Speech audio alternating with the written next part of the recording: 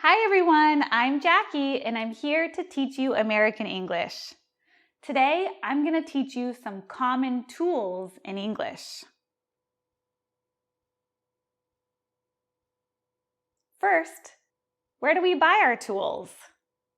We buy them at the hardware store. And the two most common, biggest hardware stores are Home Depot and Lowe's. And now, what do we call someone who's good at fixing things? Do you know? We call them handy. Are you handy? I am not. So if you're like me, you might need to call a handyman to fix these things or to install something. All right, now let's talk about tool organization. I have a tool bag. This one's big. Check it out. All my tools here. And you might have a tool box or, even fancier, a tool chest. That's what I really want. Organize it all. I'm curious, how do you organize your tools? Leave me a comment and let me know.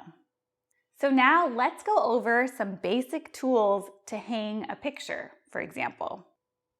First, we're going to go in our tool bag and grab a measuring tape or a tape measure. Doesn't really matter, either name is fine. And notice, in America, we still use inches and feet. Yes, I know, but you'll find that on the tape measure. All right, next, we might need a stud finder to check for the stud in the wall. Next, we need, do you know what this is? A hammer. A hammer and a nail. All right, now let's hang a picture.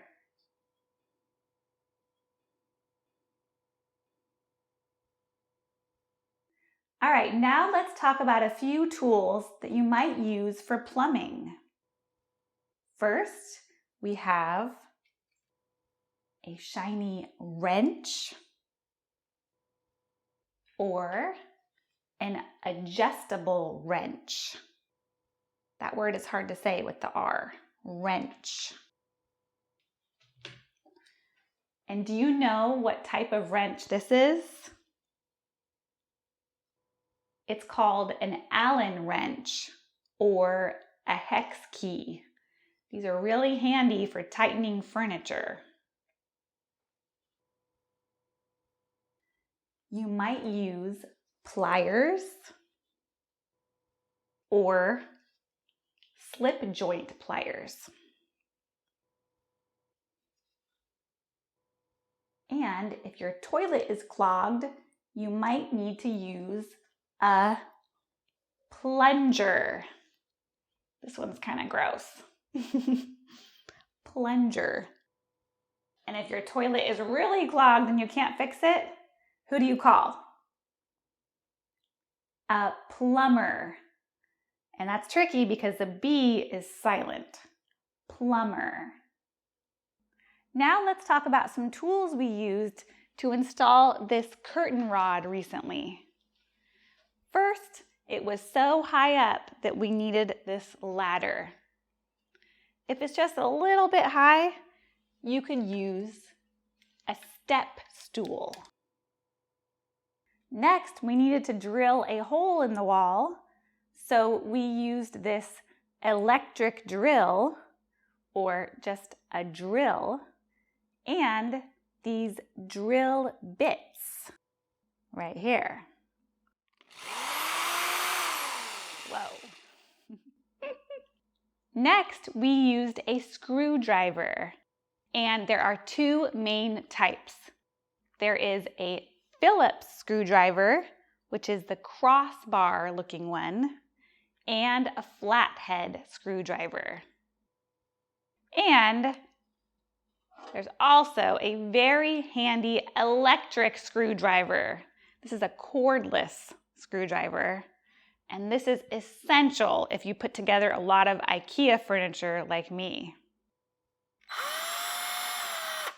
Now let's talk about some of the smaller pieces we need.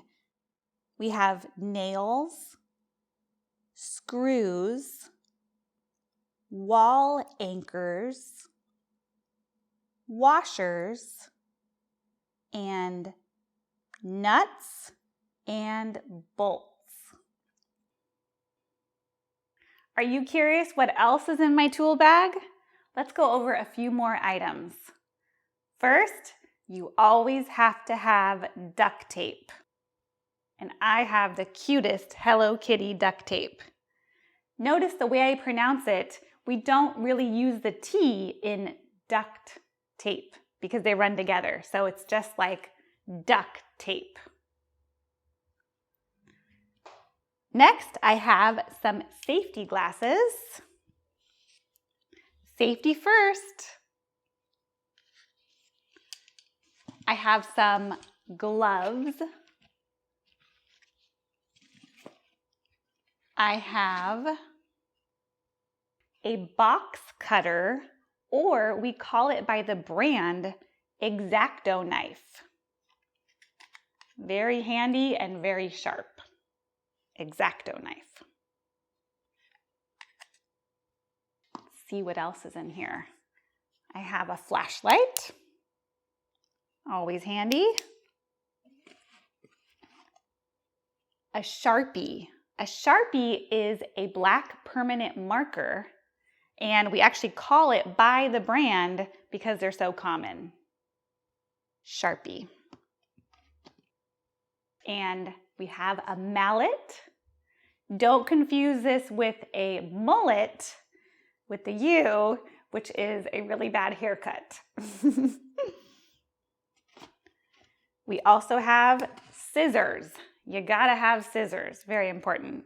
And scissors always has an S on the end. Scissors. All right, I think that's all. Did you like this format today? Did you learn some new words? Leave me a comment and I'll see you next time. Bye.